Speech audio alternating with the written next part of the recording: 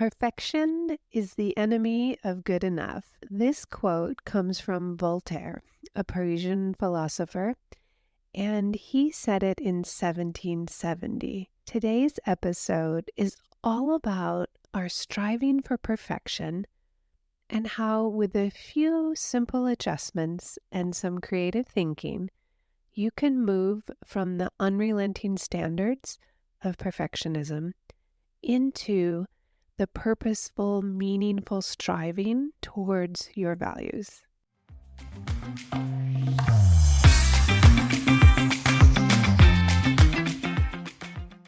Welcome to the Modern Creative Woman podcast, exploring the art and science of creativity. And this is your podcast. It's for women like you who want to elevate their creativity and really start applying creative thinking in your everyday life. So I'm your hostess and creativity expert, Dr. Amy Backos. I'm a licensed psychologist and a registered and board-certified art therapist with almost 3 decades helping women with their creativity and authenticity. Here at the Modern Creative Woman, we are obsessed with helping you build your creativity. Through conversations and creative insights, I'll give you the science and the art of becoming the woman you've always wanted to be. Let's get started.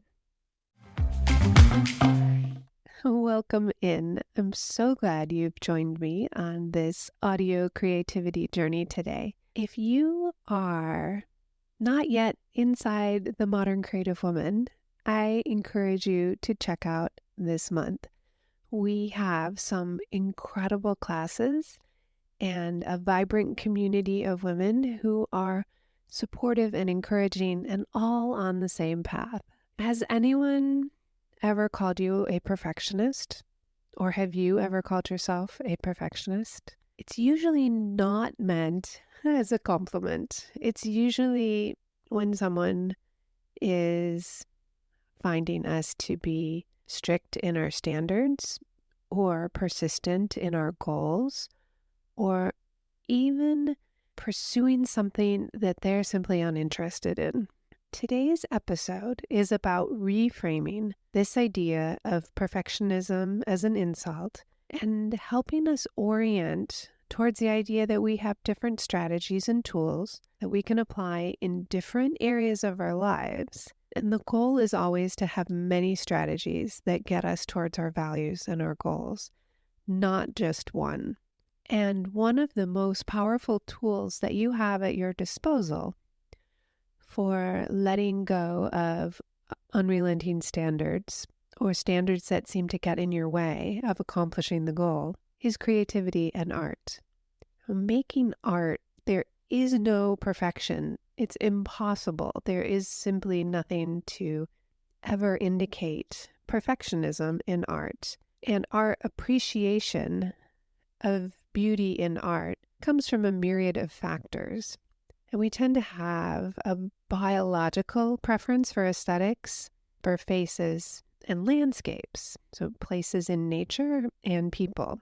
And we have a very unique way of looking at objects and things. And it's largely because the way our brain developed, we were focused largely on landscapes and faces. And that's been throughout the totality of the human experience, we've had those. And it's been much more recently that we've had objects and stuff and things to appreciate and admire that are separate from the utility of the objects.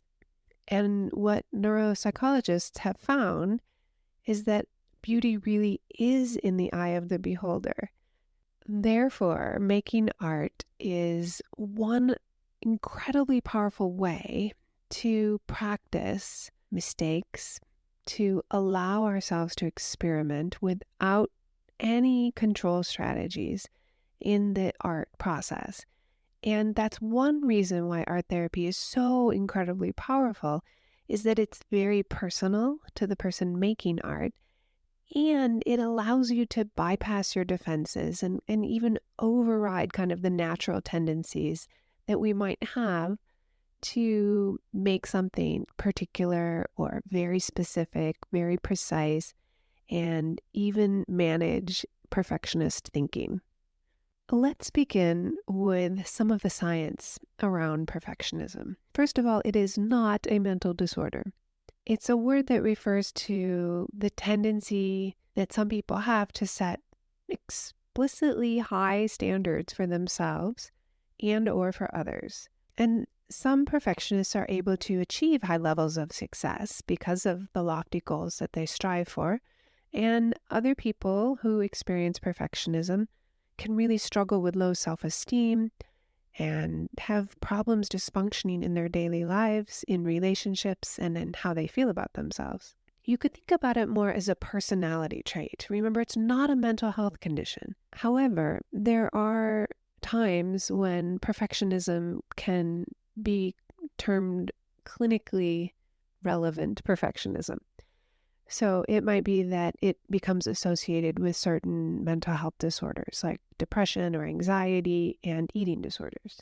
Essentially, it's characterized by this tendency to set an extremely high, rigid, or flawless goal. And the idea is that they're seeking some external perfection. Now, you can have high standards in any area and apply perfectionistic thinking. It could be in athletics, arts, academia.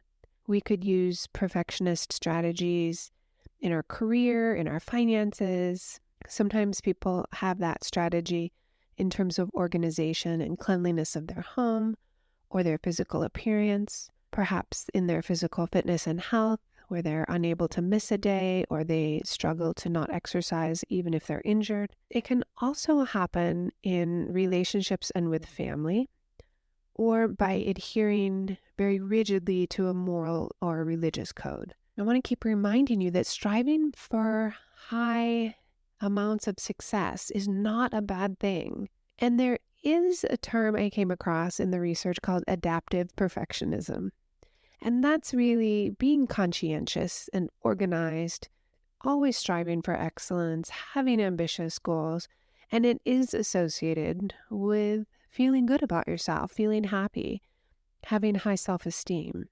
But then when perfectionism is not healthy, it has a few things associated with it, including a desire to get other people to approve of us. We might have unrealistic or unrelenting standards, extreme negative talk, feelings of shame. And remember, guilt is the feeling of, oh, I've done something bad. Shame is the feeling of, oh, I am bad. So feeling really like a bad person because they can't get it right. And it also goes along with a fear of failure. And when it becomes maladaptive, people don't try, they don't strive because they're afraid that they might fail. Now, the research shows that it's both genetic and environmental to have some of these strategies and characteristics of perfectionism. And research shows that it sometimes runs in families, and even twin studies have been conducted where they found that both genetics and environment play a role in perfectionistic characteristics. Researchers estimate that the genetic component makes up between 23 and 43% of the influence on us. Now, upbringing, our environment, can play a big role in this as well. For example, high parental expectations plus high parental pressure and controlling parenting styles have an influence on a child using perfectionism strategies. And in particular, authoritarian parenting styles cause a lot of distress for children. And specifically, that means a lot of high expectations, unrelenting standards, and low in the area of warmth. Now, authoritative parenting is high warmth and high expectations, and that's when kids do best. So if you're a parent, it's not that we shouldn't have high expectations. It's that we pair it with warmth and unconditional positive regard and reminding our children we love them no matter what.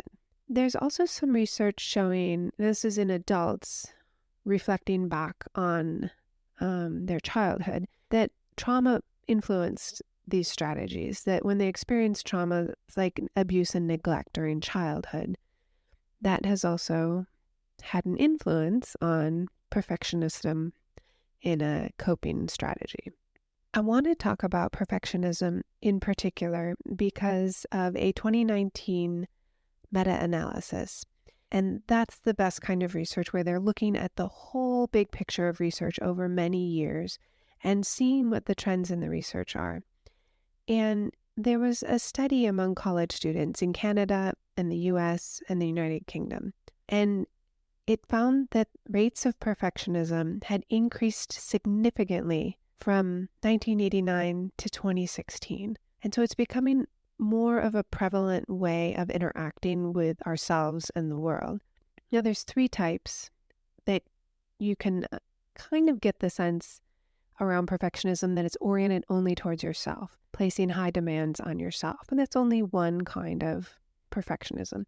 There's this other-oriented, and that's where perfectionists set really high expectations on other people, like their partner or their children, and are pressuring them to fix their perceived flaws. There's also something that's more socially impactful, and this is the third area. It's considered socially prescribed, and it refers to the perception that other people expect you to be perfect. And it may be that someone has really internalized family, social, or cultural expectations more than their peers. They might be influenced to develop these kinds of traits in real high pressure environments as well. So is this something that you've experienced yourself? Unrelenting standards towards yourself? Well, let me give you a couple examples. Sometimes it's really setting these unattainable goals that you just can't achieve. There's not perfection possible. Self-criticism, that the voice is really loud inside our head, that kind of mean girl in our head is beating ourselves up for even small mistakes. It can also be that we expect too much from other people. Sometimes it's obsessive thinking, maybe reassuring, seeking reassurance from others and not being able to reassure ourselves. And then there's the hedonic treadmill that comes into play here. And that's when we over-identify with our achievements. And we're looking constantly for the next achievement to know that we are worthwhile. And the hedonic treadmill is all the external things that make us feel good. It could be a purchase, an accomplishment, something that we strive for and obtain, but it's a vicious cycle. It never satisfies.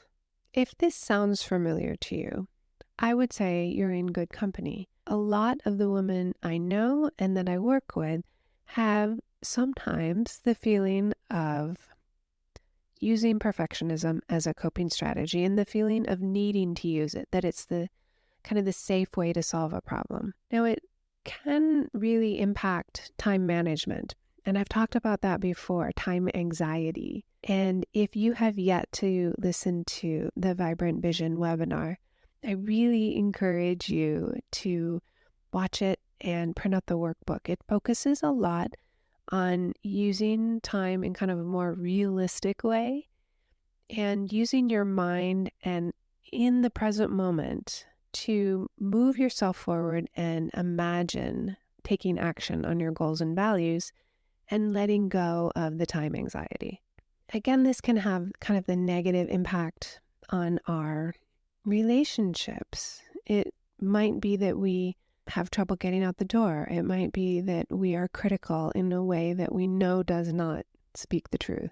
Perfectionists also can experience burnout, overextend themselves, and studies show that medical students who report high rates of perfectionism, they have heightened levels of stress. It can also lead to, kind of this unchecked experience of perfectionism leads to chronic stress and conditions like chronic fatigue. One more downside that I want to share with you before we start shifting into solutions is that a 2018 study found that people who had perfectionistic traits had a lot more experience of insomnia. They were up late worrying. So now I want to talk about the art of using perfectionism. It's a skill that some of us have, and we can use it when we need it, and we don't have to use it all the time. And I think that's really the first step towards feeling better about it and lowering the anxiety. We don't have to even continue using the language of perfectionism. We can talk more specifically about the strategies we want to employ in making decisions, in talking to ourselves, in interacting with others, and truly letting down the idea that there is one right way to do things, and that one right way will keep us safe from harm. We all know we live in a postmodern world.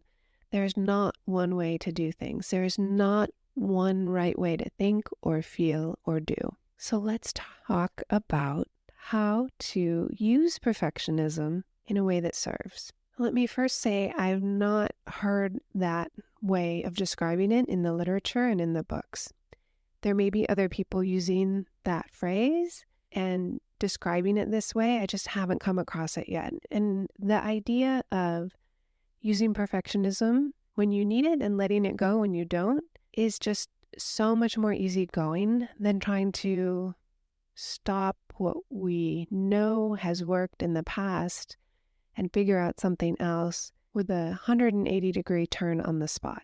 So this is a gentler way. It's in part about setting realistic goals. When I was getting my doctorate, a friend of mine, Anat, told me that the work that we were doing could be better done than perfect. And I thought, oh, that's pretty good. Because every single paper could be worked on more and more and more and more. There is a deadline and time's up, and I had to hand in my paper. Even if I felt it wasn't quite done, I always handed it in. The idea that many people face when they're in graduate school is wanting it to be perfect. And so they'll not hand their paper in, and it'll be late. And so they're losing points for not just stopping when the deadline came. So a realistic goal in that area is to meet the deadline. And one affirmation I like to say at night is, what's done is done, what's undone is undone. And that's it. What I got done is done for the day, and I can feel good about that. And what's left over does not have to cause us shame or embarrassment. There are always things to do. We will never have them all crossed off. Now, the art of this includes trying new things. That's always kind of the classic cognitive behavioral recipe for working with someone who is experiencing perfectionism and it getting in the way, is trying new things. A new hobby is an incredible way to go. I love teaching people knitting, and I've been doing it for probably as long as I've been a therapist. And it's challenging in the beginning. You look at people knitting, they seem so relaxed. And Rosine Ferber did a doctoral dissertation on the relaxation component of knitting.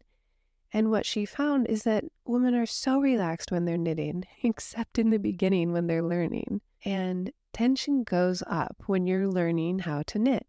If you've never done it before, I encourage you to try. It's a bit of a humbling experience. And observing hundreds of people that I've taught working at yarn stores for ages is that some people were just curious and wanted to try it. And they did the best. Some people were, maybe had a little advantage. They had some muscle memory. They learned when they were kids. And some people came in wanting it to be perfect. And they did the worst. People who used this perfectionist strategy and applied it to knitting would knit 2 rows, rip it out and start over. Knit a row, rip it out and start over. Because they couldn't tolerate that it didn't look right, quote unquote, right. The people who were just excited to learn something new would knit and row after row. They would see their progress, and they would get even more excited because, their first couple rows would look a little wonky, maybe have some holes, get wider, and then they would get the hang of it, and they'd be so excited, and they would look back at their beginning knitting and be so delighted that it had improved. And the people who are more of the perfectionist attitude never got to see their progress. They got good at casting on and knitting a row. And that was it. And then they never even saw their progress. And it was frustrating as a teacher. I always told people, don't rip it out. Keep going. If you drop something, let me fix it for you. We're going to keep going. I want you to see how this looks as you progress. Creativity is a way of trying something it can't be perfect. I love the scribble drawing. If I'm feeling a little stressed or anxious, a scribble drawing allows me to create something with no pressure. It's impossible to make a scribble wrong. Now, art therapists have considered the pressure of an empty page before, or an empty canvas, and what it looks like to an artist to see an empty canvas, or what it looks like to a client of art therapy. And so we devise all kinds of ways of providing a container. Now, I'll often, tape the edges of the paper I give someone that I'm working with, so there's a container. When I've worked with kids who moved around a lot, I'd put a piece of paper inside like a 13 by 9 by 2 cake pan, and there was a literal boundary around the paper. These are art strategies that can easily be translated into practical living strategies as well. The boundary could be a schedule, a structure, a time limit on how long you spend on a project. You can decide in advance how many people you'll interview before you hire. You can decide in advance how many test drives you'll take before you decide on a car. It's not that you are putting artificial barriers, you're putting realistic endpoints on decision making where perfectionism might have gotten in the way before. Now, in acceptance and commitment therapy, we practice mindfulness. It's a huge component. And the research is clear over and over that mindfulness, making contact with the present moment, staying grounded, such as meditation, nature walks, making art, can allow us to let go of ruminating on past mistakes, worrying about the future, and that kind of anxious thinking that is the hallmark of perfectionism. Another really exciting strategy that's more like the art of being a human being is to adopt that growth mindset. And I'm sure you're familiar with the concept of fixed mindset versus a growth mindset. For example, someone with a fixed mindset is working to earn a grade in a class. Someone with a growth mindset is working to learn something from the class. So being adaptable, such as in the growth mindset, it just involves how we view challenges and how we view changes, and that they really are opportunities for growth, and they're not a threat to our stability and our safety. Have you ever failed spectacularly where you tried something and it was just so bad that you laughed and you were able to really let go of perfectionist thinking because it was such a spectacular fail? Well, if you answered yes, good. Because being able to laugh at ourselves and have a sense of humor about ourselves is one of those ways that we can, in the moment, focus on letting go of old perfectionism strategies. Spill something in the kitchen, you're allowed to laugh. The other day, I dropped a tin of cherry tomatoes on the floor at the market. And at first I thought, oh no. And then I laughed. What else could I do? I picked up the cherry tomatoes, put them back in the tin, and just washed them really well when I got home. It's okay to laugh at yourself. And even if you don't feel like laughing, you can try it. And you might discover that it really does help. I had a look at some of the art therapy literature on perfectionism. And there really is some fantastic studies that are about how to use art therapy and the creative process to make better sense of strategies and ways of thinking. Now, being in nature has shown to really help. There's also art journals. The discipline of creating a mandala every day means you're committed to the daily practice. You're not committed to making perfect mandalas. So you commit to making a mandala every day, drawing inside of a circle, could be 2 minutes, could be 10 minutes, and you commit to the practice rather than the product. I found quite a few studies that were art-based around self-compassion, lots of things related to self-criticism and self-reflection. And as I mentioned before, mindfulness really, really helps. So I invite you to take a personal inventory. Are there times when you've had standards that interfered with accomplishing the goal? And if you have, what did you do? How did you adjust? Did you, for example, miss the deadline of something? Or were you able to adjust and say, I wish I could make this better, but I know time's up and I have to hand it in? A creative process about being flexible, changing directions, being psychologically flexible would allow you to understand what was happening when you had a standard that either you did or you didn't change. If this work speaks to something about your character, I want to remind you, it's not a disorder. It's not a pathology. It's a character quality, and these can change.